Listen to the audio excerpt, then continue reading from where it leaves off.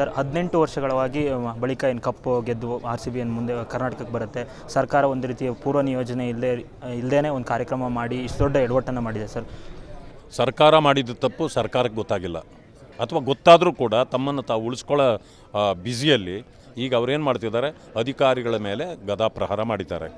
ನಿನ್ನೆ ಅವರೇ ಹೇಳಿದ್ದಾರೆ ಅವರದ್ದು ತಪ್ಪಿಲ್ಲ ಅಂತ, ಈಗ ಅವರೇ ತಪ್ಪು ಅಂತ ಹೇಳಿದ್ದಾರೆ. ಅದಾದ ಮೇಲೆ ಇವರ ಕ್ರೆಡಿಟ್ ವಾರ್ನಲ್ಲಿ ಸುಮಾರು 11 ಜನ ತೀರ್ಕೊಂಡೋಗಿದ್ದಾರೆ. 11 ಜನರ ಬಗ್ಗೆ ಅವರಿಗೆ ಕಾಳಜಿಯೂ ಇಲ್ಲ, ಯಾತರದೂ ಇಲ್ಲ. ಒಂದು 10 ಲಕ್ಷ ಕೊಟ್ಟಿದ್ದೀವಿ ಅಂತ ಭಿಕ್ಷುಕರ ಥರ ಮಾತಾಡ್ತಾರೆ. ಸೊ ಇದು ಸರಿಯಲ್ಲ.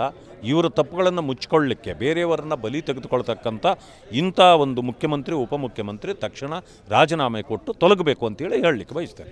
ಸರ್, ಕರ್ನಾಟಕದ ಇತಿಹಾಸದಲ್ಲಿ ಒಬ್ಬ ಬೆಂಗಳೂರಿನ ಕಮಿಷನರ್ನ ಅಮಾನತು ಮಾಡಿರ್ತಕ್ಕಂಥದ್ದು ಭಾರಿ ದೊಡ್ಡ ಆಘಾತ ಸರ್. ಮುಂದೆ ಯಾವುದೇ ರೀತಿಯಂಥ ಪೂರ್ವ ನಿಯೋಜನೆ ಇಲ್ಲದೆ ಕಾರ್ಯಕ್ರಮ ಮಾಡಿ ಬೇರೆಯವರಾಗಿದ್ದರೆ ಅವರು ಮಾಡ್ತಿರಲಿಲ್ಲ, ಸಸ್ಪೆಂಡ್ ಎಲ್ಲ ಮಾಡ್ತಿರಲಿಲ್ಲ.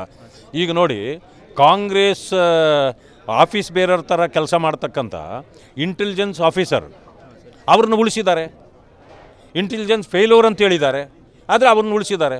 ಇವ್ರನ್ನ ಯಾಕೆ ಸಸ್ಪೆಂಡ್ ಮಾಡಿದ್ದಾರೆ?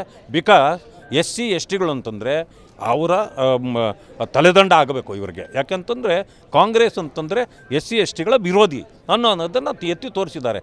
ಒಬ್ಬರು ಕೂಡ ಅವರನ್ನು ಸಸ್ಪೆಂಡ್ ಮಾಡಿದ್ದು ಸರಿಯಿಲ್ಲ ಅಂತ ಕಾಂಗ್ರೆಸ್ ನಾಯಕರು ಮುಖ್ಯಮಂತ್ರಿಗಳು ಯಾರಾದರೂ ಮಾತಾಡಿದ್ರ?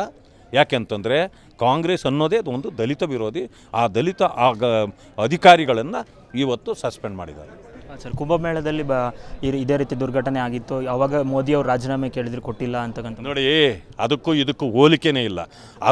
ಅದನ್ನು ಯಾರಾದರೂ ಪ್ರಸ್ತಾಪ ಮಾಡಿದರೆ ಅವರಂಥ ಮುಟ್ಟಾಳ ರಾಜಕಾರಣ ಇನ್ನೊಬ್ಬರು ಇರೋಕ್ಕೆ ಸಾಧ್ಯ. ಸರ್, ಮುಂದಿನ ಸ್ಟ್ಯಾಂಡ್ ಯಾವ್ದು ಸರ್ ನಿಮ್ಮದು? ಅದನ್ನು ಮತ್ತೆ ಹೇಳ್ತೀವಿ, ಮೀಟಿಂಗ್ ಮಾಡಿ ಹೇಳ್ತೀವಿ. ಇದಿಷ್ಟು ಚಲವಾದಿ ನಾರಾಯಣ ಸ್ವಾಮಿ ಅವರ ಮಾತಾಗಿತ್ತು. ಕ್ಯಾಮ್ರಾ ಪರ್ಸನ್ ಕಿಶನ್ ಜೊತೆ ಕಿರಣ್ ಕಾನ್ಮನೆ, BTV ನ್ಯೂಸ್, ಬೆಂಗಳೂರು.